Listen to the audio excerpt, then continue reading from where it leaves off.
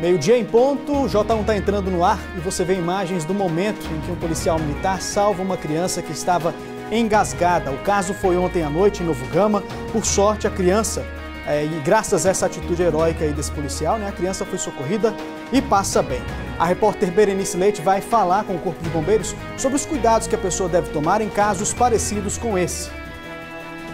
E nós vamos também tirar dúvidas sobre esse assunto. Você pode mandar a sua pergunta pelo nosso WhatsApp, que é o 984424000. E na edição de hoje a gente mostra ainda que a polícia prendeu um homem suspeito de estuprar a enteada dele, uma menina de 10 anos. E você vai ver também. Criança de 5 anos cai em cisterna de 8 metros de profundidade em Lusiânia. Cadeirante é preso com 3 armas de fogo. Juiz decide que Carlinhos Cachoeira não precisa mais usar tornozeleira eletrônica. No quadro No Fim das Contas, a gente dá dicas para você que quer abrir o próprio negócio. E tem a segunda reportagem da série Socorro que Secura. A gente mostra os cuidados com as crianças e os idosos em épocas secas do ano. O Jornal Anhanguera, primeira edição, já está no ar.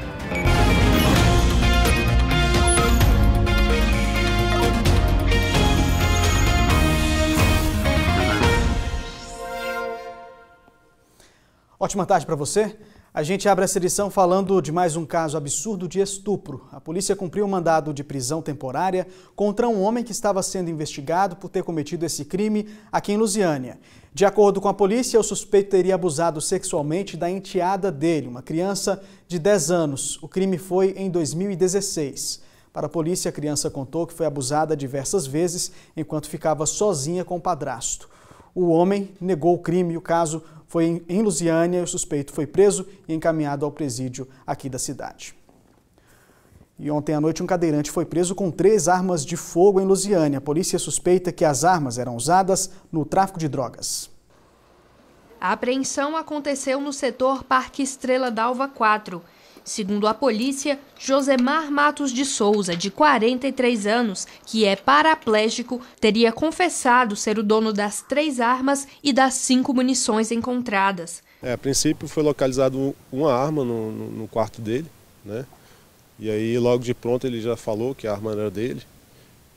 Mas ao verificar o restante da casa foi localizado mais 2 armas, né? A princípio ele falou que essas armas seriam do sobrinho dele. O cadeirante foi preso em flagrante na casa dele.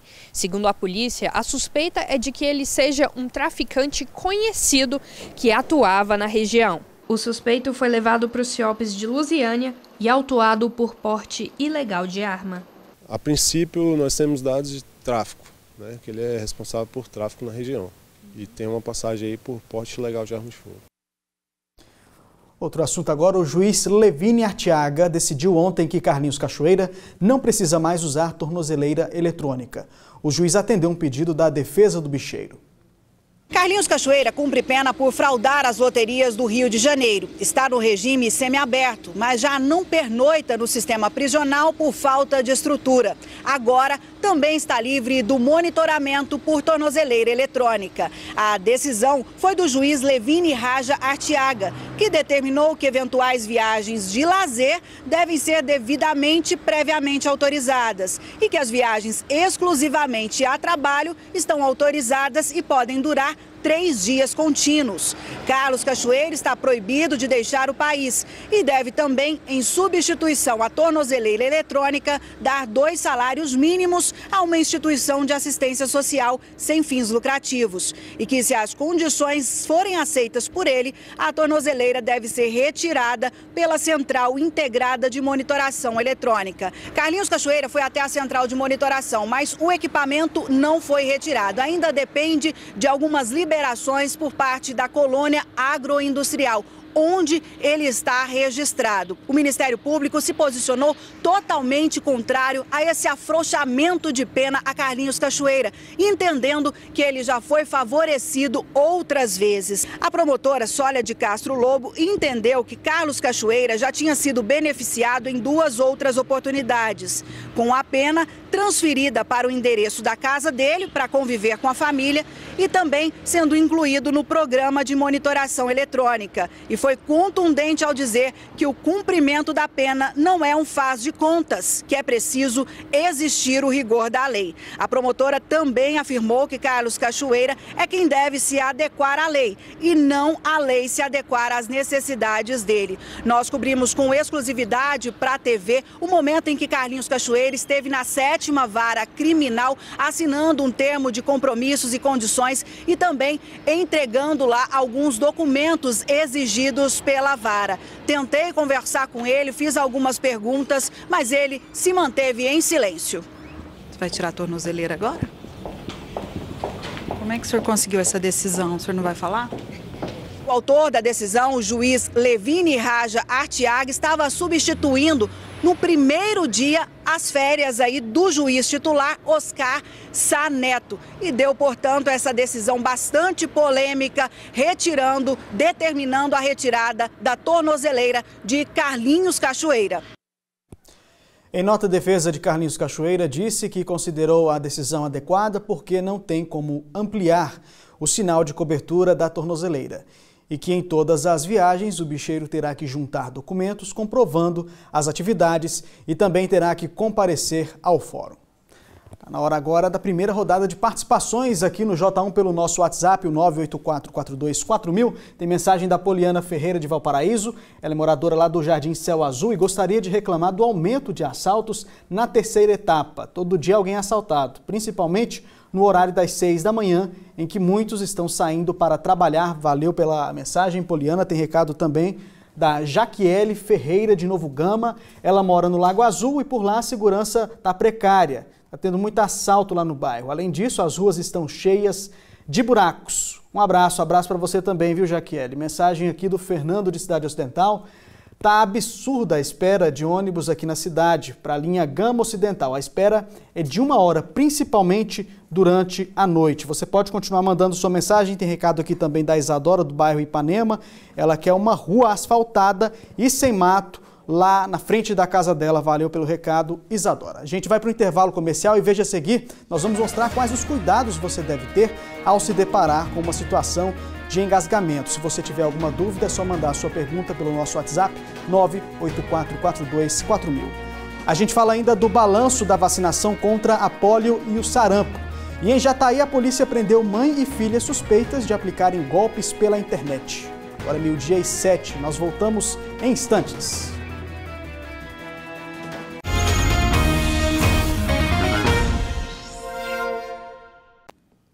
Meio-dia e 9, o J1 está de volta e a equipe da Polícia Militar de Novo Gama fez um salvamento ontem à noite.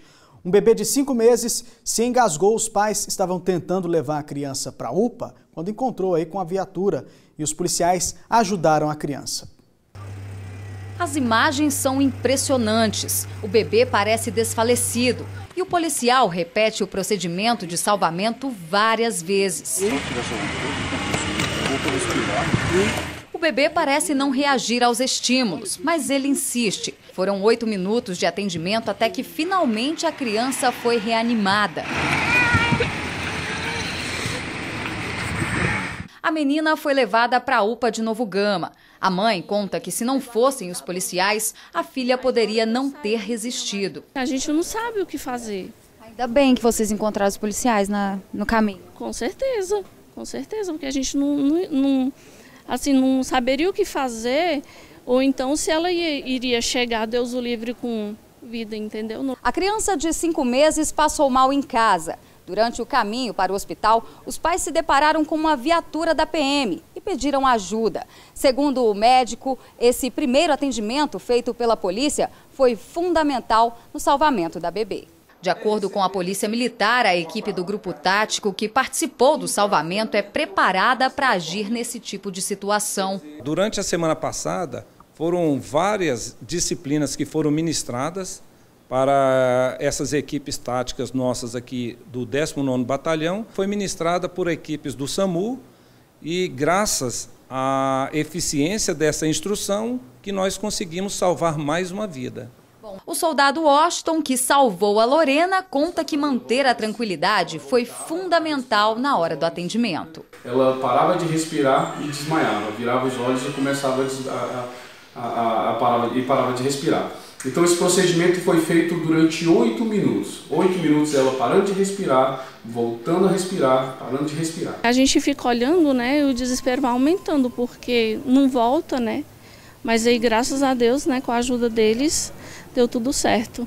A mãe da Lorena disse que esta foi a primeira vez que a filha teve esse tipo de crise e deve passar por alguns exames. Mesmo assim, o susto maior já passou. E ela não podia deixar de agradecer. Eu agradeço muito a ele mesmo, ele sempre estava lá, enquanto ele não, assim, viu que ela estava bem, ele não saiu de perto dela, sabe, e foi muito atencioso mesmo, assim.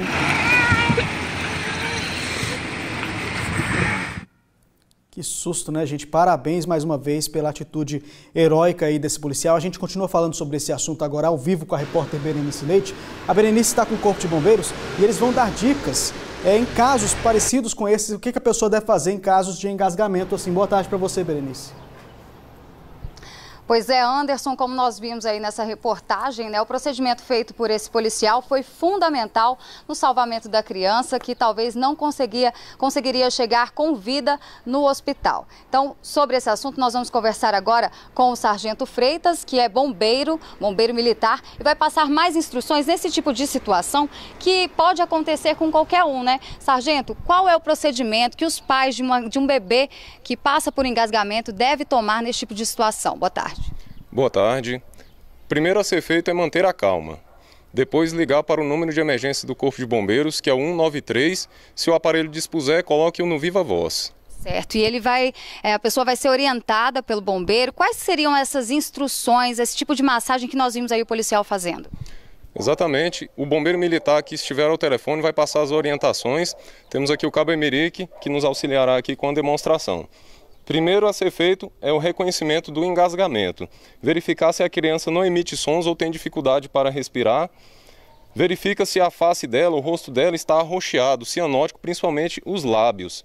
Feito esse reconhecimento, verificamos se existe algum objeto ou líquido na boca dessa criança que está obstruindo a via respiratória. Feito esse reconhecimento e confirmado, procuramos uma melhor posição para que seja feito esse procedimento. O Cabo Emerique vai se postar aqui sentado, que é a posição mais indicada. Coloque a criança sobre o seu antebraço, abra os dedos em forma de V, de forma a apoiar o queixo dessa criança, deixando a boca livre. Posicione essa criança com a cabeça mais baixa do que o seu bumbum, de forma que a gravidade possa contribuir para que esse objeto líquido venha a sair espontaneamente.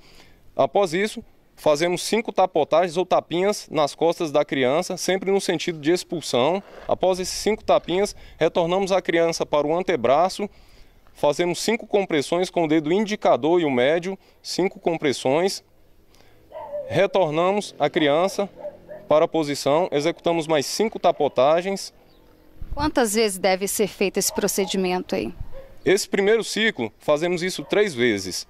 3 sequências de compressões e de tapotagens, e após isso verificamos se houve alguma evolução, se o objeto ou líquido foi expelido.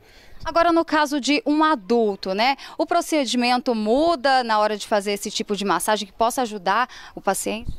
Isso, o que vai mudar é o posicionamento. Pelo porte do adulto, indicamos da mesma forma que acione o serviço de emergência 193 e com as orientações do bombeiro militar, confirme o engasgamento, que seria o sinal clássico. O adulto geralmente leva as mãos ao pescoço, dificuldade de respirar, face cianótica. E o posicionamento. Por favor, Cabo Emerique, mais de lado aqui. Posicione-se lateralmente a pessoa, feche o seu punho, a câmera está mostrando, feche o seu punho, com a mão sobre a outra, coloque aqui, ó, na parte superior do estômago da pessoa, no que o pessoal conhece mais popularmente como a boca do estômago. E execute compressões. Importante manter sempre uma base estável para que você não caia, né? Caso a vítima venha desmaiar, então sempre bem posicionado, efetue essas compressões. E aí, novamente, retorne e verifique se, importante verificar antes disso, se esse objeto, seja dentadura, bala, pirulito, ou mesmo a pessoa que venha se engasgar com algum alimento, ele não está de fácil remoção na boca, que é o que você fará com o dedo, caso seja visualizado. Nós temos uma participação aqui via WhatsApp, olha só. A Marilda está querendo saber, ela é do Parque Estrela d'Alva 0, ela quer saber, no caso da criança engasgar com leite, ela também precisa fazer esse procedimento? Isso, o procedimento é esse mesmo que nós demonstramos anteriormente, com o posicionamento da criança com a cabeça mais baixa do que o bumbum, a gravidade atuará para que esse leite, esse líquido, ele saia espontaneamente. E ainda com o auxílio das tapotagens, dos tapinhas nas costas, ela terá sucesso nessa manobra. Tá certo. Obrigada pelas informações. Lembrando que o primeiro procedimento é ligar para o Corpo de Bombeiros, eles que têm aí todo o protocolo que vai poder ajudar a criança nesse momento. Anderson, volto com você no estúdio. É um problema muito sério que tem que tomar cuidado mesmo. Berenice, obrigado, viu, pelas suas informações. Bom trabalho para você. E olha só, a Secretaria de Saúde do Estado divulgou hoje o balanço parcial da campanha de vacinação contra pólio e o sarampo. O público-alvo dessa campanha é de crianças de 1 a menos de 5 anos e a meta é vacinar mais de 346 mil crianças em todo o estado. De acordo com o balanço da Secretaria de Saúde do Estado, mais de 55% do público-alvo foi vacinado, um número que é considerado baixo. Só lembrando que a campanha contra a poliomielite e o sarampo ela continua até o dia 31 desse mês. É importante que você leve seu filho a um posto de saúde mais próximo aí da sua casa. E a Polícia Civil de Jataí, no sudoeste do estado, prendeu mãe e filha. As duas são suspeitas de aplicarem golpes em um site de vendas. Maria Aparecida Quintina e Vangeluce Quintina Jesus são mãe e filha. Elas foram presas quando saíam de uma agência bancária onde teriam sacado o valor de R$26 mil após cometerem o crime. Segundo a polícia, a filha aproveitava anúncios verdadeiros de um site de vendas para enganar as vítimas. A quadrilha chegava a mostrar para os compradores veículos semelhantes aos anunciados no site. A polícia interceptou conversas da suspeita com outra integrante do grupo. Eu falei pra ela, o bagulho vai dar certo, mas tem que ser feito na porcaria da primeira hora. Agora isso daí, final de semana inteiro ela não arrumou umas contas para depositar o dinheiro. Isso daí tem que ser tudo já elaborado. Quando caiu o dinheiro na sua conta, ela já tinha que dar o avanço. Tá aqui as contas, deposita. Ô povo amador, nunca vi desse jeito. A polícia identificou vítimas aqui na região de Jataí e também no estado de Minas Gerais. Elas eram atraídas pelo valor dos veículos, sempre abaixo do mercado. A suspeita é que existam mais pessoas envolvidas no golpe. Existem outras pessoas que são os mentores dessa situação. Já foram identificados, as diligências continuam em andamento e essas pessoas devem ser presas e responsabilizadas por isso. Até agora, 6 vítimas já foram identificadas. O advogado de defesa das 2 mulheres presas disse que ainda não teve acesso ao inquérito, mas pediu à Justiça que Maria Aparecida Quintina, que não tinha passagem anterior pela polícia, responda ao processo em liberdade. Outro assunto agora: começou ontem a 11ª edição da Semana Nacional Justiça pela Paz em Casa. O projeto do Conselho Nacional de Justiça tem o objetivo de acelerar os processos de crimes contra a mulher. Aqui em Lusiânia também haverá uma roda de conversa aberta ao público. Quem tem mais informações sobre isso é o repórter Pablo Lemos. Aqui em Lusiânia, o slogan é "Eu não sou sua". Quem vai nos passar mais informações é a juíza da primeira vara criminal, Renata Gomes de Barros Nakagami. Juíza, muito obrigado pela sua participação, por esclarecer aqui mais sobre essa semana com a gente. Foram iniciadas as audiências na primeira vara criminal, os crimes dolosos contra a vida, e concentramos os esforços, porque isso tem acontecido no Brasil inteiro, todos os tribunais estão mobilizados para o julgamento dos casos envolvendo violência doméstica. Então, segunda e terça, aqui no Fórum de Lusiânia, estão sendo realizadas audiências na primeira vara criminal. Na quarta-feira, será um mutirão na segunda vara criminal, que são os crimes não dolosos contra a vida. São processos, só explicando melhor para quem está assistindo a gente, são processos que já estão em tramitação, que serão adiantados, é isso? Sim, há esse esforço concentrado em todos os tribunais de justiça, né, do Brasil, e aqui em Goiás, isso é uma semana que tem ocorrido com frequência, pelo menos 2 vezes ao ano, e essa semana agora, todos os processos que estavam aptos para julgamento, né, houve essa concentração dos atos, processos que já estavam em andamento, para que fossem julgados com prioridade. Agora, juíza, na quinta-feira é aberto ao público para aquelas pessoas, mulheres, que foram vítimas de violência doméstica. Então, qualquer pessoa que foi vítima e que quiser comparecer, está aberto, não é isso? Isso, porque além das audiências, durante essa semana será desenvolvido o Círculo Restaurativo do programa Dialogando a Gente Se Entende. Isso é um projeto aqui desenvolvido na comarca de Lusiânia, para que todas as vítimas de violência doméstica que queiram conversar sobre isso, queiram entender o que é passar um pouco por esse processo criminal, que às vezes se vê envolvida, né? Então, assim, compareça. Eu sei que as vítimas muitas vezes têm vergonha de comparecer, não gostam de falar sobre o assunto, mas é uma oportunidade de terem esse amparo, não só, não é um amparo psicológico, mas é para que possam entender e estar em contato com outras pessoas que passam pela mesma situação e também entender como que é o trâmite do processo criminal quando envolve violência doméstica. É importante explicar para quem está assistindo a gente que foi vítima de violência, que aqui a pessoa não será exposta, né? É um caminho, uma porta aberta que ela vai ter para ela não ter medo, não é isso? Isso. O projeto Dialogando a Gente Se Entende, ele é pautado em toda a descrição, só as vítimas, no caso, que são mulheres, né, que são vítimas de violência doméstica, que comparecem espontaneamente. Então, assim, algumas até são convidadas e não comparecem porque não querem mais tratar sobre o assunto, mas outras têm essa necessidade, porque é realmente para que elas possam falar sobre isso, serem ouvidas, né, além do processo. Tá ok, juíza, muito obrigado pela sua participação, por esclarecer isso para a gente. Então, na quinta-feira, só reforçando, é aberto ao público para as mulheres que foram vítimas de violência e que queiram vir aqui conversar, bater um papo, trocar ideias sobre esse assunto, a partir das 10 horas da manhã, aqui no Fórum de Lusiânia. Valeu, Pablo. Vamos agora para mais participações aqui no J1. A gente recebeu mensagem aqui da Rosária Félix, ela disse que já é vó e passou por isso, uma neta engasgada, sobre a reportagem que a gente exibiu agora há pouco, né? Ela disse que foi horrível, muito nervosismo e assustou bastante. Por sorte também deu tudo certo. Teve mensagem também da Nina Santiago sobre esse mesmo assunto, ela dá parabéns pela reportagem de Primeiros Socorros.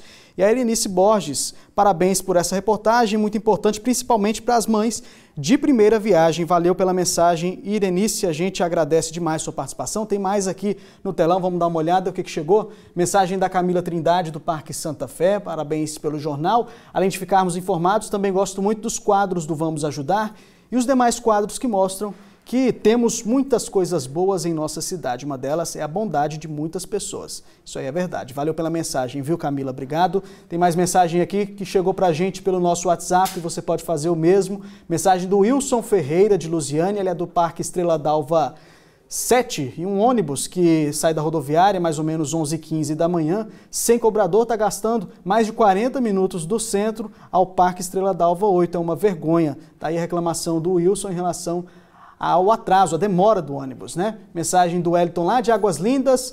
O nome dele é Wellington, ele mora em Águas Lindas, né? E todo dia ele assiste a TV Anhanguera. Parabéns pelo J1 e também pelo J2. A gente agradece demais sua participação. Continue mandando a sua mensagem pelo nosso WhatsApp.